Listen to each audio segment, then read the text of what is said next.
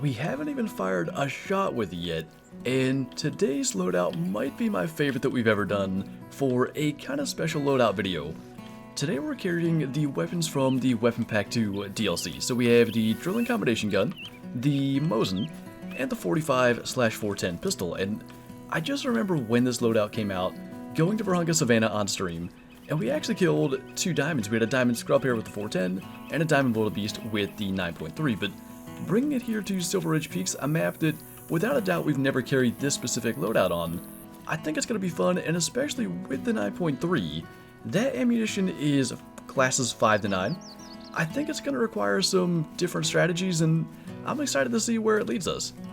And in fact, with a solid level 4 bighorn sheep right out here, we can kind of get into what this is going to entail. So a lot of the species on SRP, bighorn sheep, pronghorn, mountain goat, they are class 4. We cannot shoot them with the 9.3, so that is going to be the Mosin, and I think that's going to be interesting.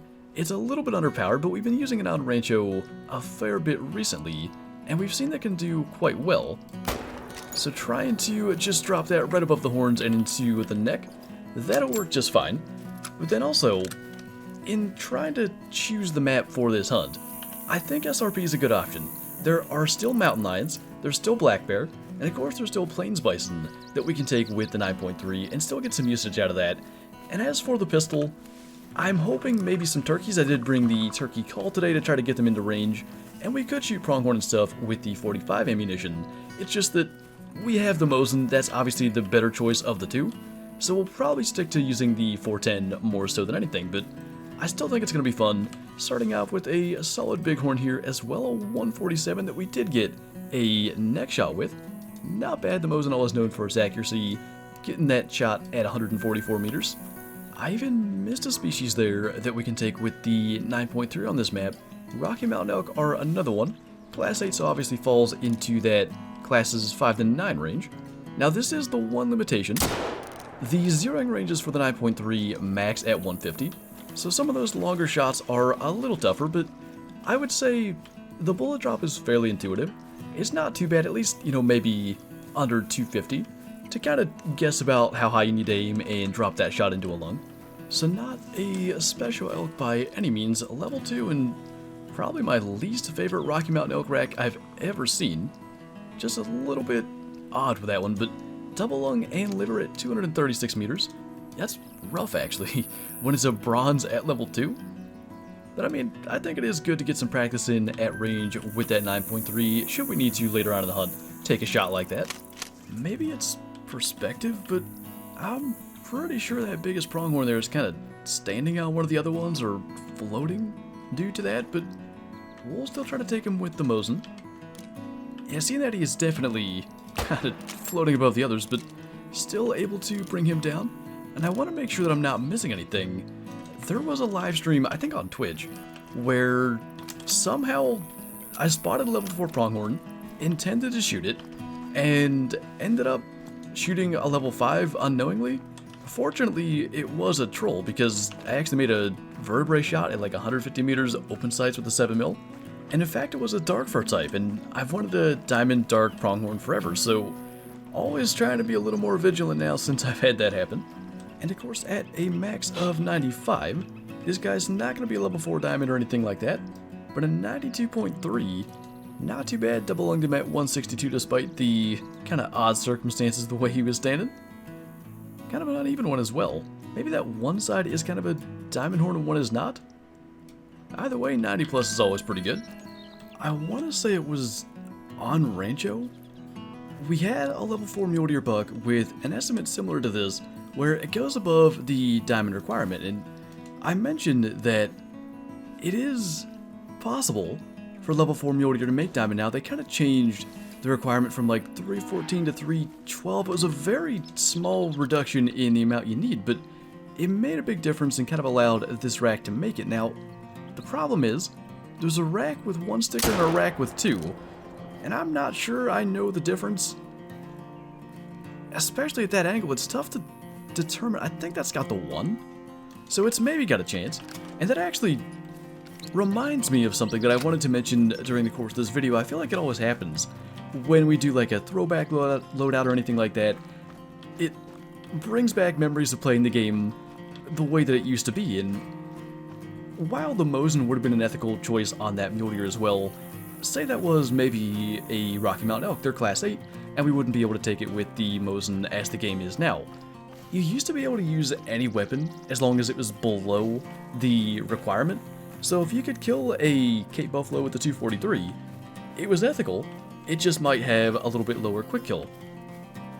We used to very consistently, because of the Mosin's accuracy, choose that and go for like a brain shot or something over the 9.3, just because sometimes it felt a little less accurate, and we missed the neck there, and that might have been a good example of why. But that is the singular sticker rack, so maybe a chance. I'm not 100% sure if this is correct.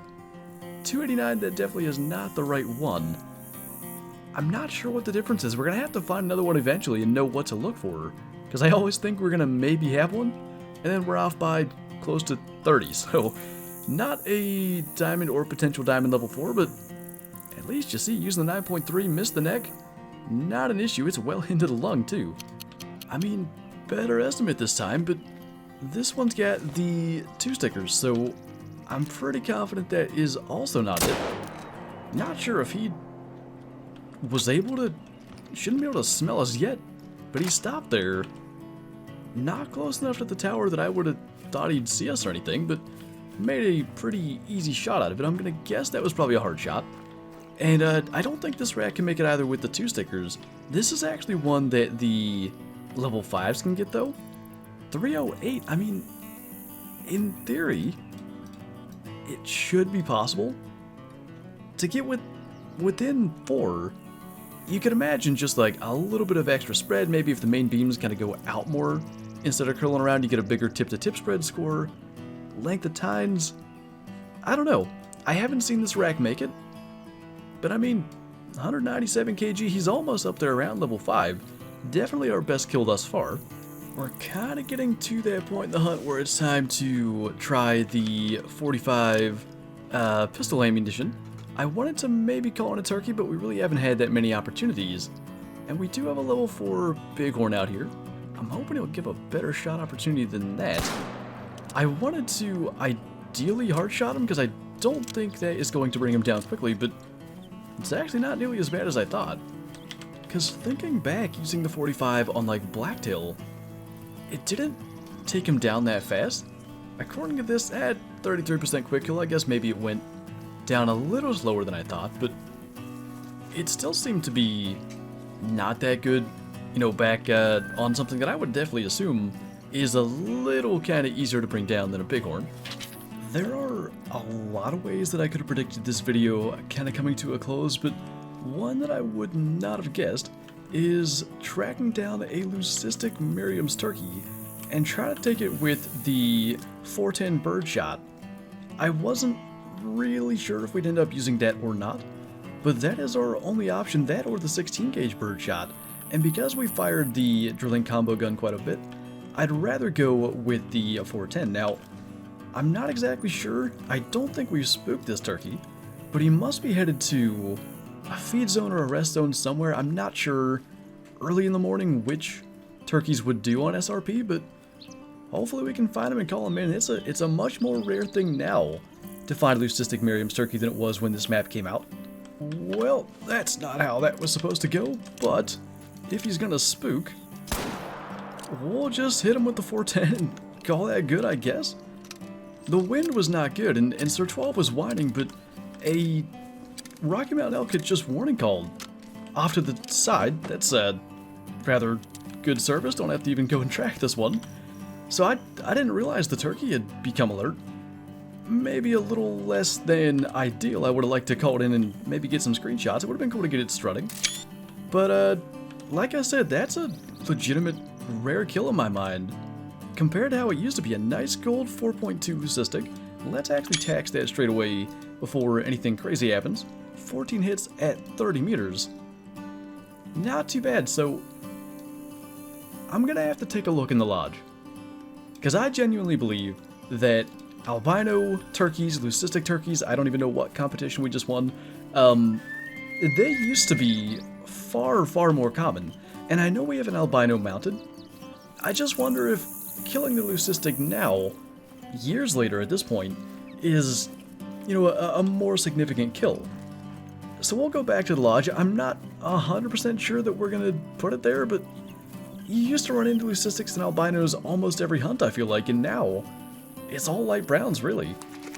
I think actually this kind of works out. So we do have our new Leucistic in the main lodge, 4.2, and you know, I'm sure we have higher scoring Leucistics from back when Silver Ridge Peaks came out, but like I said, they were a lot more common back then.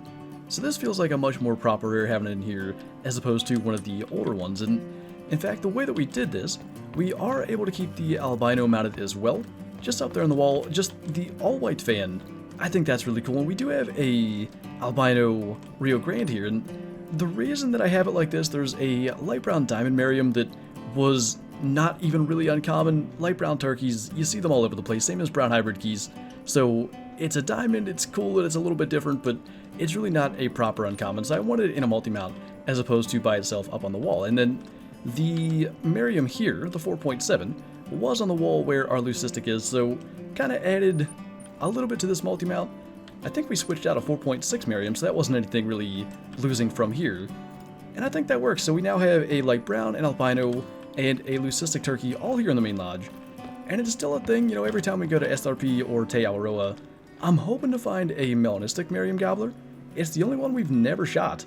And I think that'd be cool. Maybe one day, this might be the only Eastern we have displayed in the lodge, but maybe one day we'll have a melanistic next to the Leucistic and find another spot for that Eastern. But that was pretty cool to get out on Silver Ridge Peaks. I think that might be something we do more in the future as well, kind of like weapon pack DLC loadouts.